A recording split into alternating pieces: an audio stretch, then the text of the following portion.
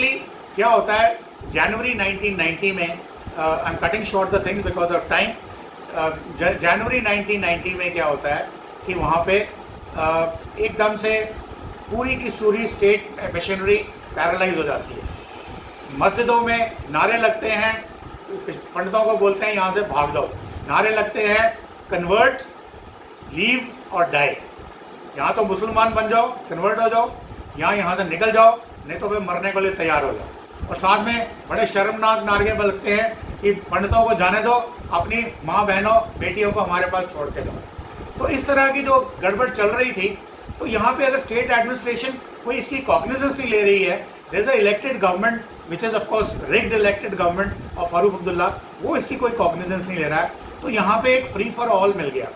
और साथ में इस समय पुलिस कहीं पे एक्टिव नहीं है, स्टेट मशीनरी कहीं एक्टिव नहीं है, स्टेट की जो इंटेलिजेंस एजेंसीज हैं कहीं कुछ कोई बता नहीं रहा, और लोगों को प्रॉपर थ्रेट्स दी जा रही हैं बाय नेम कि निकलो या हम आपको मार देंगे। तो इस किस्म का माहौल चलता रहा।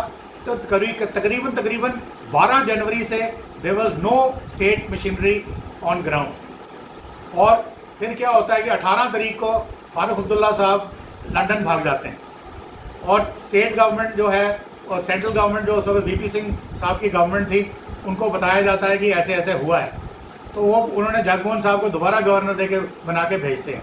पर जब तक गवर्नर साहब आते हैं, तो अब ये भी बड़ी कंट्रोवर्शियल बात है, मेरी उनसे मुलाकात हुई दिल्ली में IIC में 2 बार, और मैं बड़े चाहता था कुछ सवाल पूछना जो मैं अभी तक नहीं पूछ पाया। तो जब मैंने मन बनाया मैं उनसे क्वेश्चन पूछूंगा जो मैं भी आपको बताने वाला हूँ, अनफॉर्चुनेटली वो दुनिया छोड़ के चले गए थे। तो ये कोई 1 हफ्ते का मुझे मेरा मीट का गड़बड़ हो गया। तो सवाल ये थे कि यदि स्टेट गवर्नमेंट मशीनरी पैरालाइज हो रखी है तो गवर्नमेंट क्या कर रही है? अगर पुलिस वाले आपके साथ कोऑपरेट नहीं कर रहे गवर्नमेंट के साथ, वो मिलिटेंट्स के साथ मिल गए हैं, या लोकल पॉपुलेशन टोटली आपके अगेंस्ट हो गई है, और तो आपने क्या एक्शन लिया? आपकी इंटेलिजेंस एजेंसीज आपको क्या बता रही हैं कि कौन यहाँ पे कौन सी तंजीम है, कौन यहाँ पे अनरेस्ट फैला रहा है, कौन टेररिज्म फैला रहा है, कौन स्टेट मशीनरी को क्रिपल कर रहा है, कौन किलिंग्स कर रहा है, और ये सब पाकिस्तान की सपोर्ट के साथ हो रही हैं, वहाँ के टेररिस्ट के आने से हो रही हैं। तो आपको पता नहीं चला, ये कैसे हो सकता है? अब कहते हैं कि जगमोहन साहब जिस दिन आए उस दिन वो उसके 1 दिन पहले फारूक अब्दुल्ला साहब भाग चुके थे, और जगमोहन साहब दूसरे दिन पहुंचे, तब तक ये एग्जॉडस हो चुका था। अब उस रात को गाड़ियां लेकर के सब लोग भागे हैं जम्मू की तरफ, पंजाब की तरफ जो आए हैं, वो कैसे आए हैं? Who provided them the state transport? कहते हैं जी गवर्नर साहब ने भगाया, पर गवर्नर साहब तो थे ही नहीं वहां पे एज पर देयर वर्जन। तो फिर किसने करा? चलो अगर गवर्नर साहब वहां थे तो मेरा पहला सवाल था कि सर आपने उनको अगर भागना था या भगाना था तो उनको करके, आपके पास कश्मीर में काफी मिलिट्री कंटोनमेंट्स हैं, उनको टेम्पररी कैंप्स मिलिट्री कंटोनमेंट्स में लगते हैं। कैंप जम्मू में लगाने की क्या जरूरत थी, या जंगराव में लगाने की क्या जरूरत थी, या पंजाब में लगाने की क्या जरूरत थी? तो इसका सवाल चाहिए। उनको वहां से अगर उनकी जान ही बचानी थी तो जान उनकी बचती कैंटोनमेंट्स में रहते अंदर, which are well fortified protected cantonments, और वहां उनकी जान की रक्षा होती। और जब सिचुएशन 5-10 दिन के बाद स्टेबल होती तो they would have gone back to the homes. That was one. Second सवाल मैंने उनको पूछना था कि सिविल एडमिनिस्ट्रेशन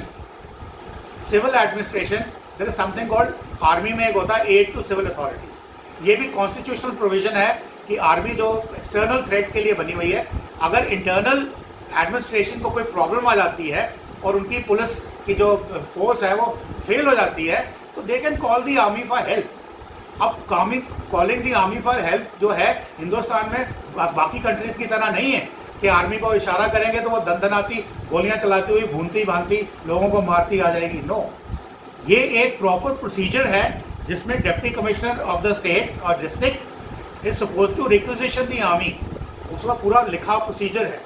उसके बाद जहां भी आर्मी जाएगी फ्लैग मार्च करेगी, या अगर कहीं पे गोली चलाने की जरूरत पड़ती है तो आर्मी का जो भी कॉलम कमांडर होएगा वो प्रॉपर रिटन लेटर लेगा डीसी से, विल बी प्रेजेंट दे, उसकी प्रेजेंस में ही गोली चलेगी, उसकी रिटन सिग्नेचर के बाद गोली चलेगी अगर किसी पे गोली चलानी। और गोली चलानी है तो आपने अगर प्रोटेस्टर्स हैं तो उनके पाँव में मारनी। ये सारी चीजें वेल डॉक्यूमेंटेड, और ये हर साल हर यूनिट को इसकी रिस्पॉन्सिबिलिटी दी गई है। जैसे श्रीनगर में 31 सबेरिया है, उसके अंदर जो यूनिट थी उनको सबकी रिस्पॉन्सिबिलिटी है। मैं भी उस यूनिट का पार्ट रहा हूं, तो हर एरिया बांटा हुआ है कि हर एक आपकी टुकड़ी की ये एरिया आपका है, ये एरिया आपका है। तो वहां पे जब आपको रिक्विजिशन किया जाएगा तो आप वहां जा करके सिचुएशन को कंट्रोल करेंगे और मिनिमम यूज का फोर्स करेंगे, मिनिमम फोर्स का यूज करेंगे।